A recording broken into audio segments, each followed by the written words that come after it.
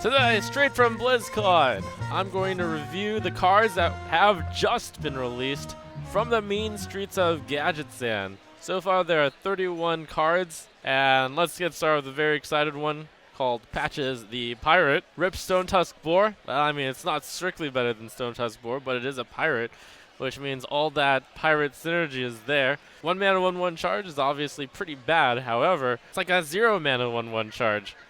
And it says draw a card at the end because you don't need a card. This is not going to make pirate decks awesome by itself, but it's a nice addition to pirate decks. And you don't even need that many good pirates. Like, you could put this into possibly aggro warrior, which already used pirates such as Bloodsail Raider and Bloodsail Cultist. You just stick Patches the Pirate in there and you occasionally get a 1/1 on the board. Pretty good, actually. Sometimes you get unlucky and you draw it. Obviously, this is one of the cards that you want to draw the least. If you don't draw it, then it's really powerful. So, Patches the Pirate, I'm going to say, is actually a card with potential. It's going to determine, it's going to be dependent entirely on whether or not pirates are a thing. Potential depending on the other pirates that may or may not be released in this set, of which I expect more pirates because it's Gadgetzan. Needless to say, in Arena, this card's not very good, but it's about as good as Stone Tusk Boar. Alright, welcome back, Zombie Chow, kind of version 2. We looked at Enchanted Raven in the previous expansion of Karazhan for a Druid 1 mana 2/2. And we wondered whether or not that was a good card, and it was a decent card.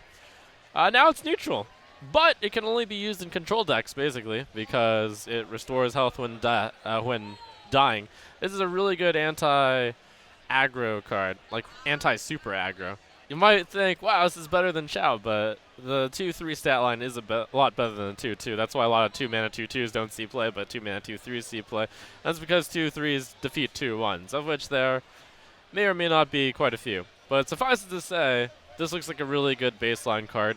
1 mana 2/2 seems decent already, and in the right decks, in the control decks, namely, this card is just straight up better than a 1 mana 2/2. Obviously a bad top deck, but most 1 mana cards are going to be bad top decks. Mistress of Mixtures, I'm going to say, also has potential. It's going to determine on the metagame. If everyone's playing kind of mid-range decks, which aren't terribly concerned with health, it's actually not going to be that good. But if there's a meta of really aggressive decks, Mistress of Mixtures is going to be one of the best cards against them. Earthen Ring Farseer was a card that people considered playing against aggro when there was a lot of face decks out there, which is 3 mana 3/3, restore 3.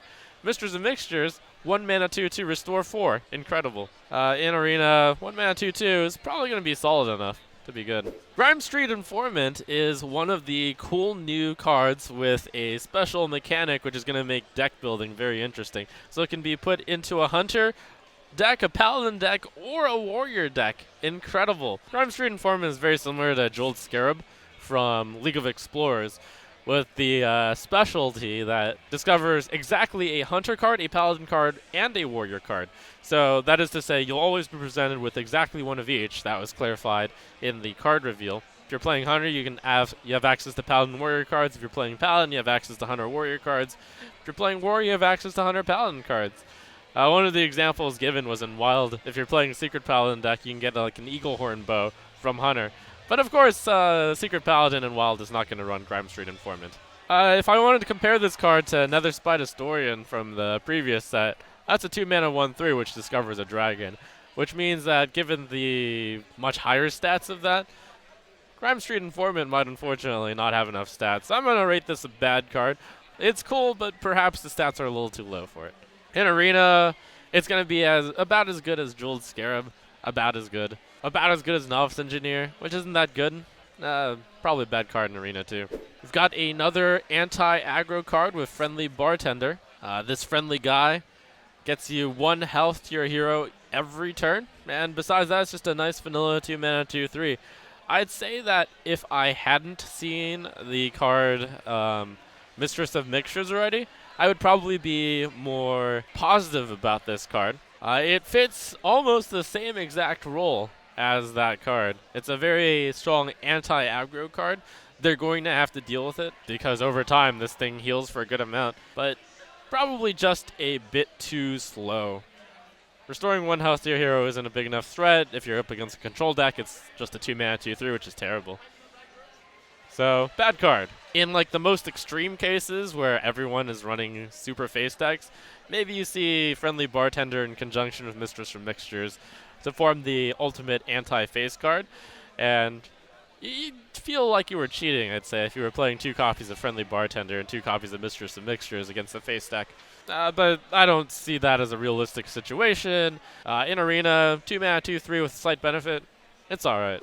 Alright, we got Kabal Courier, which is the Kabal entry, Kabal being Mage, Priest, Warlock. Actually, the card itself is a very easy reminder of what faction this card is from. Quite similar to Grimestreet Informant, +1 mana, and you get +1/+1.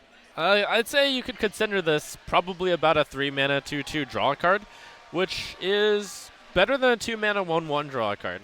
Probably the coolest idea of this is, especially since it's a Kabal card, that it may see play, especially with another Kabal faction card that we're going to see soon, Kazakus. I'm going to say that this card is actually good. And the reason why I'm going to say it's good is because I think that a Kazakus deck is actually going to be good.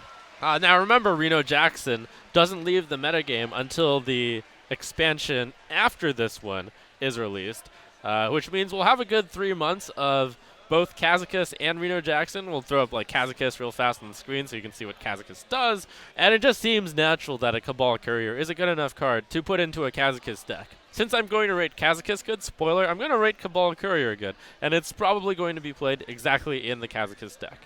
Fel Orc Soulfiend. This is a very similar card to Injured Blade Master. 3-mana 4/3 is Injured Blade Master. 3-mana 3/7 is Fel Orc Soulfiend. This card is not actually 3-mana 3/7 because that would be overpowered. It is more realistically closer to a 3-mana 3/5 since at the start of your turn you deal 2 damage to this minion. If you have no synergy, it's closer to a 3-mana 3/3. But there's synergetic cards that can work with this, like Purify, for example. I don't know if this is the card that'll make Purify good. It probably won't be.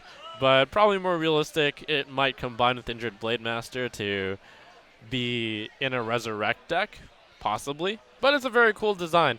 In addition, you have a card that's constantly damaging yourself, so you're always going to have something that you can heal, which is useful when you're Priest. I actually think this card might be better than Injured Blade Master and Resurrect, because when I think about it, you have more of a likelihood of this card being strong enough to stay on the board, and then you can attack and then heal. This card might replace Injured Blade Master. It might also simply be played alongside Injured Blade Master. Oh, man. Hey, Brode. How's it going? Hey, can I join you? Sure. What are we doing? I'm reviewing cards. Oh, nice. What up? Wow. We've got a special Ben Brode appearance. We're reviewing Fel Orc Soulfiend right now. All right. Go ahead. I'd said my piece. What do you think? That's a pretty interesting one. Did you design this card just for Priest? I didn't design this card. I designed very few of these cards. I think maybe none of these cards. Yeah. Their team is huge now, and they've done an incredible job with this. Seems good to me. 3-mana 3/7. I didn't read the text box though. That's cool. If we don't read it, it's really good. This probably doesn't matter. And congratulations. I'm glad you could make it out. Thanks, man. It's exciting to be here. I love BlizzCon. Look at this. This is insane. I could not come. I've been to every BlizzCon. Yeah. And I missed you, honestly. That's why I came. Thanks, Ben Brode. All right, please don't let me cramp your style here. Sure. All right, we'll go straight on to the next one. We got Kooky Chemist, the big brother of Crazed Alchemist. I've always liked the effect on Crazed Alchemist, and I think that Kooky Chemist is pretty cool as well. I think in terms of if you wanted the effect, Crazed Alchemist is probably better since 2-mana 2/2 will have that effect, and you're just paying 2 mana for an extra 2/2. It's not like you really want to run that many Crazed Alchemist effects either. Probably a bad card. Sorry, Ben Brode. You missed one important piece of detail about this card, Trump. Oh, did I? That is his incredible abdominals. Oh, all right. Really? I mean, I think you have better abdominals than that.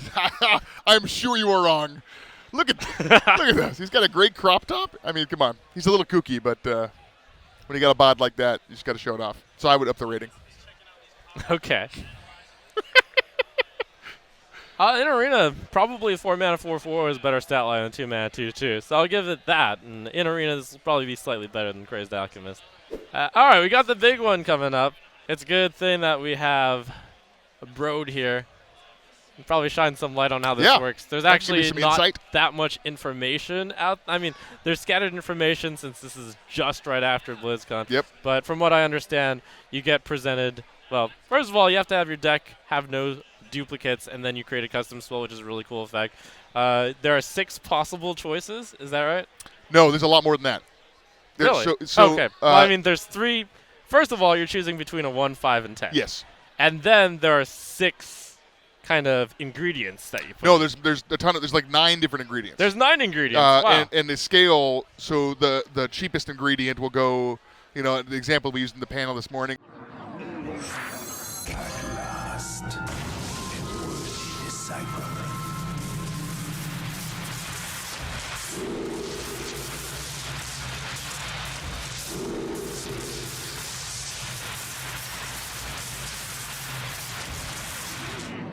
Job's done.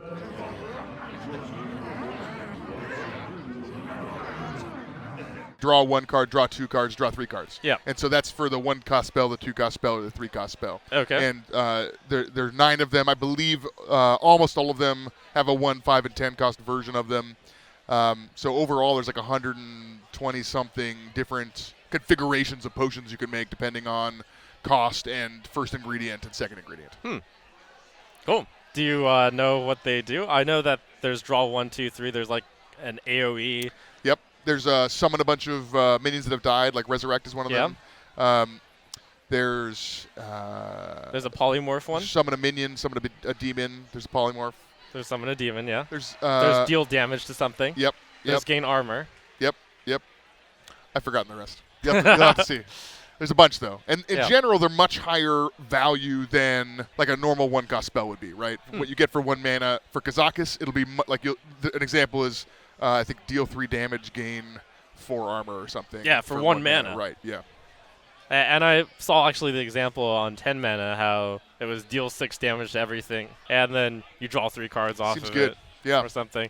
Chad, have you seen any other ingredients out there that we missed? There's one that I think we actually cut in development that actually snuck into the opening ceremony, which I think is the Thoughtsteal one. I don't think that one is actually one of the options anymore. So, okay. Little red herring there in our opening video. Oh, yeah, I think I saw a Sense Demons one, so you bring a random demon to your hand. I can't remember. I think I saw one of those screenshots. You'd think Maz I would know this. You would think I would know this. Is Amaz in your channel right now? Yep. What up, Amaz? So it's cards, add a random demon to your hand. That's the one. Deal damage, sheep. Give your minions some health. Oh, yeah, that's probably the 9th one. Yep. So 9 effects, and you're always going to be presented with first you first select 1, 5, or 10, and then you select 1 of 3, and then you select another 1 of 3. So you're not always going to get all the options. That's sometimes the 2 options that you want might be in the first discover or the second discover. That's right. But it's really cool how this discover mechanic has been embraced throughout this expansion, I'd say. Yeah, it's kind of a different way to do discover. Another different way we've done discover is the Draconid Operative. Did you talk about him yet? No, I'm going to get to it eventually. I'm really excited about that card. Yeah, that one's really cool. So needless to say, this card is probably going to be really good in any deck that has no duplicates. So we'll have about 4 months to enjoy both Kazakus as well as Reno Jackson. Kazakus. There you go. We'll have about 4 months to enjoy both Kazakus and Reno Jackson. And even after Reno rotates out, maybe someday there will be another effect like this, or maybe Kazakus is strong enough by itself. But certainly a really cool effect, and of course definitely one you want to brand Bronzebeard. Looks like one of the biggest effects. If you want to be super greedy, you play your brand, you play your Kazakus. Or Shadow Step. There's even that new Mage card that shuffles a minion back into your deck. Yes. For later, so you can Kazakus and follow him up, shuffle him back in. It's good in general in Reno decks because you can reuse the Renos or the Kazakuses. He's a 3-mana 3/4. Pretty sweet. In Arena, man, if you manage to get no duplicates in your Arena deck, pick Kazakus. It's going to be pretty good. I saw a lot of comments along the lines of how Archthief Rafam is crying. He's crying? Yeah, he's crying. Why? Kazakus is way better. Poor Archthief Rafam. Poor Archthief Rafam. Why would you play this card?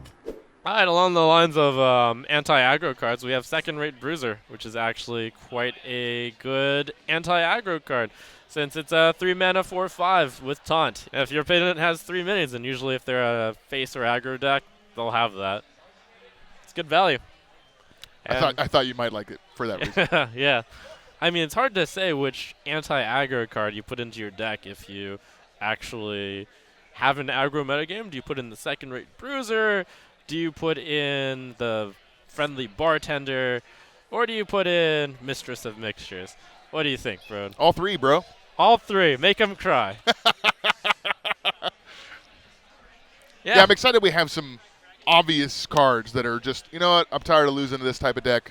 I'm going to put in some of this. I'm putting in second-rate Bruiser. I'm putting in Mistress of Mixtures. I think we felt the loss of Zombie Chow at rotation. Some of these cards. That's good. A lot of control players, myself included, have always wanted those anti-aggro cards. Yep. You're welcome. Thanks, Ben, bro. I hope I'm not. Here's what's going to happen. You can chart like the values of these cards, and once I get on the stream, Trump is going to feel bad. He's like, this is a good card. I'm going to say this card is potential. All right. I still think right now that the card that you are most likely to put in is probably Mistress of Mixtures, but this is definitely a strong second, or possibly the first one, because it's 3-mana 4/5. That's strong. And you can always play it as a 5-mana 4/5. That's not you too think bad. Mistress is the best card you've reviewed so far? No, for the anti-aggro. Oh, for anti-aggro. What do you think is the best card you've reviewed so far? Let's see. So far, I've only done the neutrals. I'm going to say it's Kazakus. It's really hard to say that just because it's so wild, but it's definitely going to be like Reno and creating a lot of different hard to evaluate, right? archetypes. Because I guess we know a little bit more about what types of decks you would build. And for I a have Reno to deck. say, like, while Reno only exists for 4 more months in Standard, it kind of implies that Kazakus is going to be super strong because it's going to be that small window where both of them are in. Yep. And I think that's really cool about rotation because maybe in 4 months Kazakus is terrible. Maybe now it's not strong enough. Yep. But we'll see. From the Jade Lotus faction, the Lotus Agents are the Druid, Rogue, or Shaman Discover card. And when you compare this with the 3-mana 2/2, you've paid 2 extra mana to gain 3 attack and 1 health. That's kind of okay. It kind of is similar to Ethereal Conjurer, which is 5-mana 6/3, and discovers a mage spell. When you compare with that, I'd say that that's not as favorable a comparison, but this is a Druid, Rogue, Shaman card, and who knows, maybe those decks are the ones that really utilize, could really discover a card. Yeah, it's interesting. Unlike discovering a spell from your own class or a card from your own class, this can help shore up weaknesses in some of the classes. For example, Rogue sometimes feels like it needs some healing. And both Druid and Shaman have access to some reasonable heal cards. Yep. And sometimes as a Druid, you might want a weapon that you can buff with your hero power, essentially. And Rogue and Shaman both have access to weapons. So it really it makes these classes feel like they're part of a gang together. They're working together, they get to share some of their resources, and can really make them play a little bit differently. That's true enough. I mean, Druid can pick up board wipe, Druid can pick up a weapon, and also, I always like playing Reno decks, and I've tried Reno Rogue. This card is kind of similar to Azure Drake, 5-mana 4/4 versus a 5-mana 5/3. Sometimes you just want that card to get even more value somehow. Still, though, I kind of say that this card is probably a little low on the stats. For practical purposes, probably not going to be played. But who knows? Who knows? Now he feels bad. He's like, I feel bad. Ben Bro's right here. I can't just call the card bad. All right, well, we'll see. We'll see how it does, Trump. All right. I gotta head out. I gotta see the rest of BlizzCon. All right. Good luck Thanks on for being your here, man. future card reveals. It's been fun being on your stream. This is cool. Yeah, I've never been good on to your have stream you here. before. Goodbye, everybody. All right, good luck, bro.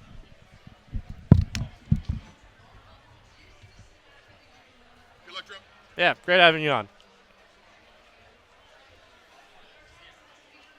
All those cards were actually terrible. Don't tell Ben Brode. We're on Finja the Flying Star. He had to leave before I broke his heart and said that the Murloc Ninja wasn't actually very good, I think. So it's a 5-mana 2/4. It's probably going to survive because it does have stealth. How are you going to kill a minion with Finja? I'm not entirely sure. Like, even if you guaranteed got the effect, It's kind of like Murloc Knight. Murloc Knight is a 4-mana 3/4, which you can almost always guarantee summoning like a Murloc. It is a random Murloc. So what Murlocs do you put into this Finja deck? I wonder. There might be some Murlocs in this expansion, so it's a little tough to say yet.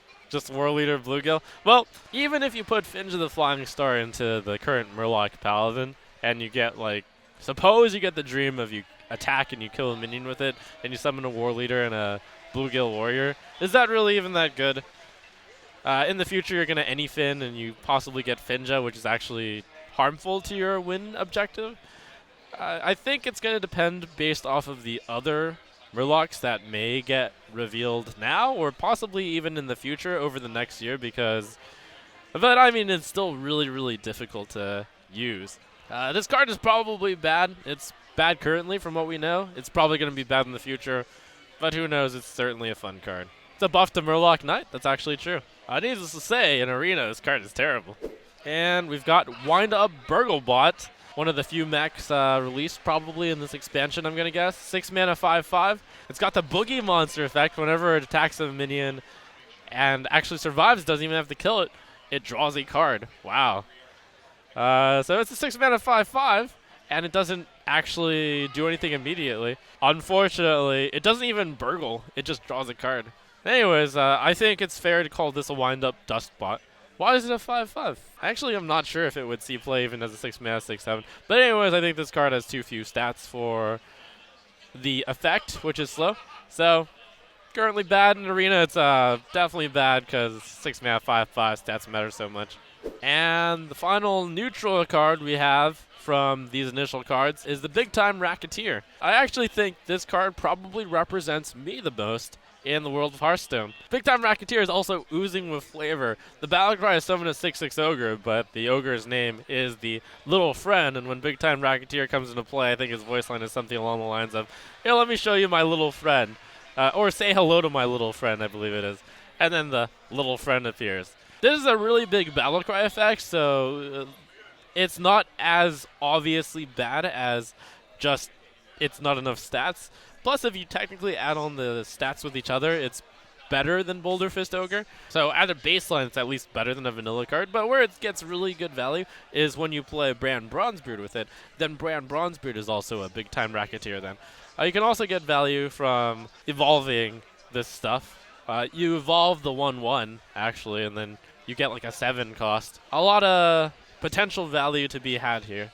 I like the flavor. I like the potential. I think it's a bad card. But I rate it as bad because I don't think the value is that high. But maybe it sees a little bit of play in some kind of one-of deck where you play Bran anyways, and then you just stuff in the Big Time Racketeer anyways. Maybe it's more along the lines of bad to potential. It's certainly cool. Yes, rest in peace Moonglade Portal, which summons a random 6-drop. Now you can get a 1/1. So Druid. Druid gets Mark of the Lotus. So Power of the Wild is used a lot, and the Mark of the Lotus effect, or give your minions +1/+1, is commonly chosen in Druid. I think Mark of the Lotus actually has some potential then. Any card that can just be reduced in 1 mana cost and still have the same effect, that's really good. You play Violet Teacher and then you play Mark of the Lotus. The Mark of the Lotus effectively summons a 2/2 and gives your Violet Teacher +1/+1. That's what you usually did with Power of the Wild. You would play Violet Teacher and then Power of the Wild. Now you just play Violet Teacher, Mark of the Lotus. Maybe this Power of the Wild, maybe it shoves it aside. Maybe you play both because Power of the Wild can summon a 3/2. I mean, you never played the Power of the Wild for the 2 mana 3/2, but it was often useful and you often did it. Just because sometimes you couldn't do a +1/+1. Mark of the Lotus takes Power of the Wild to an extreme and doesn't give you the option, so sometimes it's a completely dead card. If you top deck this and you have no minions, it's probably one of the worst cards you could get. So Violet Teacher plus Mark of the Lotus just by itself is 5 mana for a 4/6 and a 2/2, which is strong. Violet Teacher plus Living Roots plus Mark of the Lotus, and you would use Mark of the Lotus with Living Roots quite a bit, is 12/14. You can check my math on that, but that's 6 mana for 12/14 in stats. That's pretty good. And if you throw the coin in there, you can do that on turn 5, and you get an extra 2 too. In Arena, usually, like, if you are in control of the board, then you stay in control of the board. I'm not sure in Arena. I'll say in Arena it's like okay, but we'll see.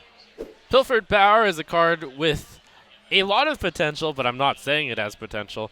But I've heard the scenarios that you can get. You play turn 1 Living Roots, you do turn 2 Living Roots, Innervate, Pilfered Power. You casually gain 4 mana, and then you, on the following turn, on turn 3, you have 7 mana. But you know what is a more practical card than Pilfered Power and having that scenario happen?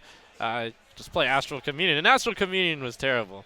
So it turns out that a card that ramps on 3 mana and requires you to actually have like more than 2 minions in play in order to be better than Wild Growth is pretty situational. It's like Astral Communion is very dreamy. You could play Innervate, Astral Communion. Just like you could have that start of Living Roots into Innervate, Living Roots, Pilfered Power, but it's pretty unlikely. In most scenarios, I would say Pilfered Power just isn't strong enough. So I'm going to call it a bad card, but it's certainly a very interesting design, and it gets you dreaming. In Arena, this card's going to be pretty bad as well, since you're not going to be drafting as many token cards as constructed. We have Lunar Visions, which is 5 mana, draw 2 cards, but minions get reduced by 2, which encourages a minion-focused deck. I think this is a really fascinating way to do card draw. Blizzard/Hearthstone's team has been really allergic to printing draw cards, but in this expansion, we're already seeing a few reveals of ways to draw cards very specifically. They have no problem with discovering cards. They don't have a problem with drawing specific situational cards. Suppose you were to play this card with only minions in your deck, and that's probably never going to happen because Swipe is too good and Innervate is too good, possibly. But what if you get the dream of you draw 2 minions? Then that means you've basically spent 1 mana to draw 2 cards, and that's really good. If you draw 1 minion, you spent 3 mana to draw 2 cards, and that's okay. And of course, you don't actually spend 3 mana. It's slightly worse because you have to pay up front. You have to pay the 5 mana now, and you get a discount later. Very similar to Farsight. I think you don't discard this card too early. I'm going to say it has potential early on, but it's one of the things that I'm going to require more than 1 minute to think about the card. I think it has potential to be better than Nourish. I mean, certainly if you draw 2 minions, it's better than Nourish. And finally, we have from the Mean Streets of Gadgetzan, a card that people are already calling the Mean Streets of Gadgetzan, the 0 mana 7/7. This is a Druid card which allows you to, on turn 10, nearly literally play a 7/7 for free. We actually taken a look into Druid, and right now Arcane Giant is usually played on turn 10 plus, and it's usually a 0 mana 8/8. This card doesn't require you to build your deck around anything. We don't always play Arcane Giant as 0 mana. You can actually play Arcane Giant as 8 mana 8/8. You can play it as like a 4 mana 8/8. You can play it as a 5 mana 8/8. So I'm going to say this, it's not as good as it looks. It looks ridiculously good, but it's not as good as it looks. Not all games last until turn 10 for one, and sometimes it's like pretty slow play. Sometimes you play this and it's just not fast enough. You can gain 10 armor, which is actually a good choice sometimes.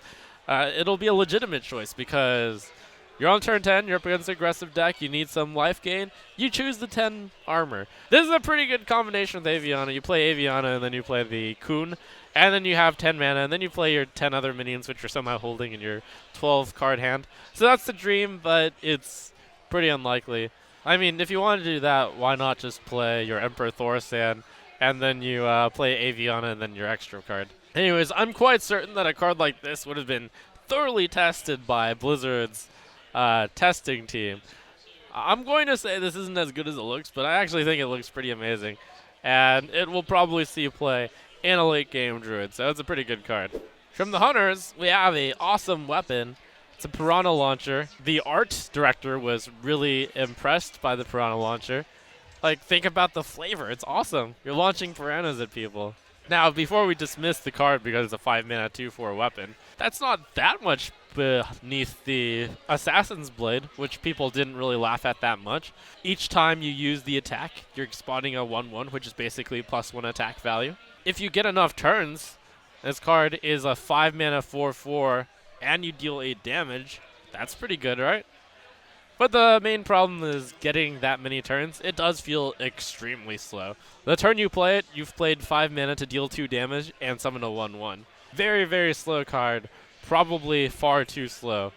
And I haven't seen a slow Hunter deck get any value yet. So, rip Piranha Launcher. Even Arena, I think this card will be too slow. Mage gets Manic Soulcaster. It's a 3 mana 3/4, which isn't bad, of course. This is a cool effect, which means that if you are playing a singleton deck, you can fatigue them out a bit longer because you go a little bit longer. You add another copy into your deck, which means it's like playing a 31 card deck, kind of. The effect isn't actually that strong, but it could see play in that Reno Mage deck. Perhaps you want to get another Kazakus in there. Got the potential to do amazing stuff, to like get super long-term value. Will the dream ever be accomplished? Sometimes things are not practical enough to do so, but at worst it's a 3 mana 3/4, so it can't be that bad. I'll rate this card as having potential. You could put 2 Renos in your deck. It's pretty cool. Duplicate isn't in standard anymore, but you could use Manic Soulcaster to get more than 2 copies of stuff. Alright, from Paladin we've got Meanstreet Marshal. A 1 mana 1/2 is terrible, but a 1 mana 1/2 draw a card, that could be pretty strong. I think it's a decent 1-drop. From the person who said that Runic Egg had a small bit of potential, I think Meanstreet Marshal definitely has potential. And you can play Abusive Sergeant on it to temporarily boost it and then trade it, and it draws a card. Nice. In Arena, probably not going to be able to combine this reliably enough. It's just going to be a 1 mana 1/2. Although it's still better than Runic Egg, because Runic Egg usually you would want to have something to combine with it in order for it to work. Getaway Kodo.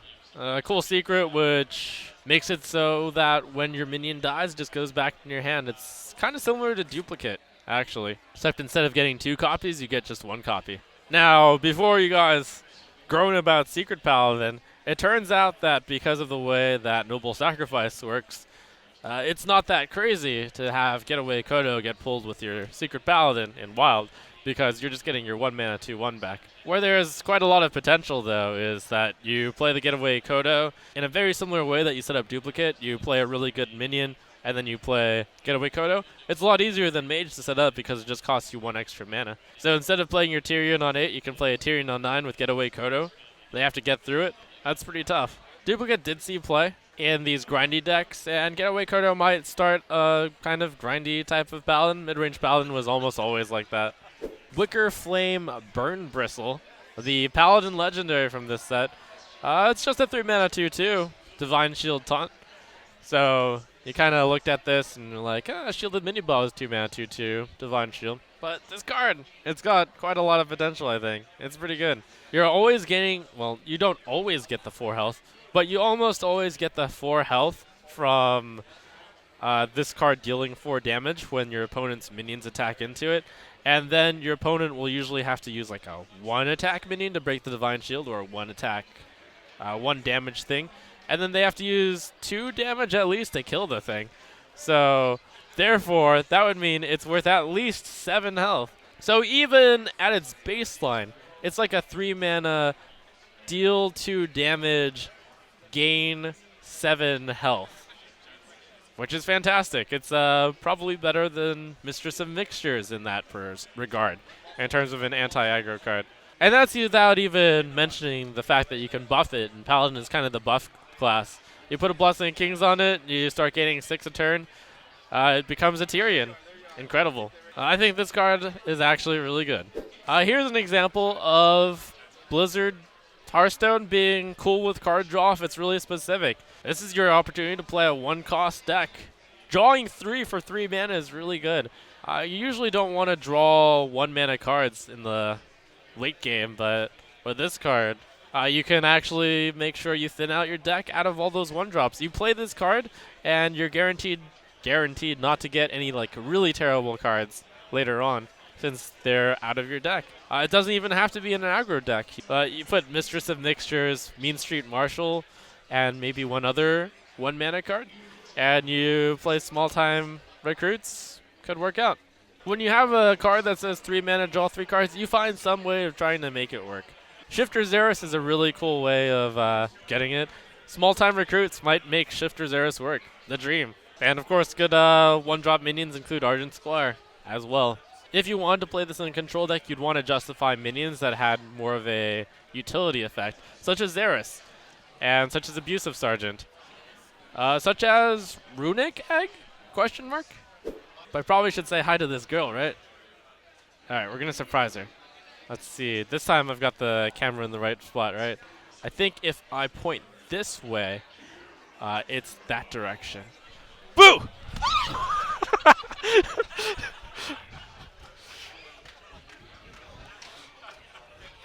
That's pretty good. Good to see you. Nice to meet you here. Thanks for being a fan. Sure. A hug. Sorry for scaring you. The class you've been waiting for, Priest, rumored to get some good cards, and now we see, okay, they might have some good cards. So we start with Potion of Madness. Since the start of Hearthstone, I've kind of labeled Shadow Madness, Shadow Goodness. And we've got Potion of Goodness here. For 1 mana, you gain control of an enemy minion with 2 or less attack until end of turn. That's just 1 more limited than Shadow Madness. And it's at 3 mana discount. That's incredible. This card's going to depend a lot based on whether or not 2 or less attack minions actually exist in the game. But the dream here, which is not that uncommon, like steal a 2-2, a 2-3, a 2-1, and you run into a 3-2, and you 2-for-1 with a 1 mana card. In the early game, that's incredible. It even combos with the next card that I'm going to show, the Pint-Size Potion. But a 2-for-1 for 1 mana, even if it's really specific, that's pretty good. This is the type of card that I as a control player salivate over all the time, to be able to get a 2-for-1. And not only a 2-for-1, it's good in the early game because you use it to steal something and then you just run it into something else. Incredible. Really good in Arena where there do exist 2 mana cards. Pint-Size Potion is a very situational card. Giving all enemy minions -3 attack is usually intended to be used with some particular combo, such as maybe stealing it with a Cabal Shadow Priest, or such as using a weird card like Confuse. That could be a board clear, Pint-Size Potion plus Confuse. You can play it with Shadow Word Pain. You can simply play it as for combat. If you both have boards, you play Pint-Size Potion, and then you use your board to kill their board. I think that's very unlikely. Most minions are 5 attack or less, so Pint-Size Potion plus Shadow Word Horror is going to be able to clear the board a lot of the time. That's incredible. Wow. Cabal Talon Priest, similar to Dark Cultist of old, is 3 mana 3/4, which gains 3 health instead of a Death Rattle as a Battle Cry. Battle Cry is probably better. So, looks like they're pushing some serious stats onto Priest here. This isn't strictly better than Dark Cultist, and we all thought that Dark Cultist was going to be ridiculously good. If you manage to land a 2-drop and then you follow up with this is like a 3 mana 3/7. Wow. So, where's the 2-drop? We'll see whether or not there's a 2-drop. And, you know, before you lampoon me for saying Dark Cultist was not necessarily that good, it didn't see that much play, and in some cases, Dark Cultist was cut just because it wasn't enough stats. That'll be played in some decks that care about an early game. It certainly looks good, though. It's hard to call a 3 mana 3/4, which is easily 3 mana 3/7 and stat card bad. I'll call it good, but it may be less good than expected. The 2 cards that won't be less good than expected is going to be Draconid Operative. 5 mana 5/6. All right, that's pretty good. Dragon, that's pretty good. What, you actually get to draw a card too? Okay, that's pretty incredible. You play Azure Drake in most Dragon decks because it's 5 mana 4/4 draw a card, and that's good. But a 5 mana 5/6, and it's pretty much draw a card because discover a card from the opponent's deck, that's as good as drawing a card because your opponent is usually playing good deck. You play this in Dragon decks, period. And it even makes all your other cards that rely on Dragon cards better. So now you actually do have a 2 mana 2/4 very consistently because Wormrust Agent will pick up so many dragons. This card is incredible. It's absolutely amazing. It's bonkers. 5 mana 5/6 draw card. That raises the level of Dragon Priest by a huge level, but perhaps not as much as Dragonfire Potion does. So why was Dragon Priest before really good? Well, it had Light Bomb. Light Bomb was really good. The dragons all had high health values. You could catch back up by clearing their board. But now with Dragonfire Potion, you clear the board no matter what. Because if you don't have dragons on the board, okay, you just deal 5 damage to their board. If you have dragons on the board, okay, you deal 5 damage to just their board anyways. There's a few cards you run in Dragon Priest which do get hit by Dragonfire Potion, but you can always just trade them in or attack face first and then do the potion. It's really, really good. So, you know, I think these 2 cards by themselves are probably enough to say, all right, Dragon Priest is going to be a serious deck. Those 2 cards are absolutely incredible. It's entirely possible to even play this card in Control Priest, even if you're not playing dragons. Deal 5 to everything. If you're playing Control Priest, I mean, you usually played Excavated Evil, which is 5 mana, deal 3 damage to everything. Why not play Dragonfire Potion instead? Plus 1 mana, deal 2 extra damage to everything. It's good. Here's a card that I actually didn't think we were ever going to print. Counterfeit Coin looks extremely bad, I'm sure. And in any class other than Rogue, it probably would have been a joke. Well, not necessarily. Counterfeit Coin isn't bad because with Gadgetzan Auctioneer, you just get an extra mana and then you replace your card. It just turns out that any 0 mana card is worth seriously considering because Gadgetzan Auctioneer exists in the game. You can now play Edwin on turn 1, and it could be coin, 8/8. Actually, you can coin, and then play a 1 mana spell and then play Edwin, and it's a 10/10. So I think this is a really appropriate card. The card art's also awesome. I like this plucky little panda. I look forward to seeing her card. But basically, the card doesn't suck mainly because Gadgetzan Auctioneer is in the game, mainly because Rogue has combo cards, it's flexible. Innervate is ridiculous, so half Innervate, not too bad. Lotus Assassin, 5 mana, 5/5. Whenever this minion kills an enemy, gains stealth. I think this is a reasonable 5-drop, which can just stick around on the board and keep being a threatening card. I mean, 5 mana, 5/5 stealth. That's in Stranglethorn Tiger, which is a card that's played. So this card is Stranglethorn Tiger plus some extra stuff. Obviously in Arena it's excellent because of this stat value.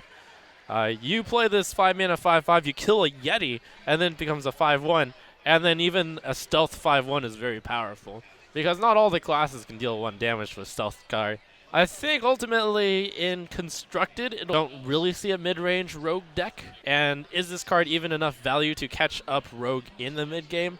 It's not a catch-up card, it's a slow value card, but it's a cool card. No Shaman cards and no Warlock cards revealed yet. So we end with a simple I Know a Guy, which kind of concludes our card reveals for now with a cool another Discover card. I Know a Guy discovers a taunt minion. There's some early game taunt minions like Fierce Monkey. There's some late game taunt minions such as Chillmaw and such as Solgoth. So there's definitely flexibility. Anti-aggro cards such as Second Rate Bruiser and Fierce Monkey, you can go in the opposite direction and discover the super late game cards. Alright, had to speed up the last part, but we got through it. Really cool that I get to do this straight from BlizzCon. We're getting out of here. Thanks for watching. Straight from BlizzCon, it's Trump. See ya.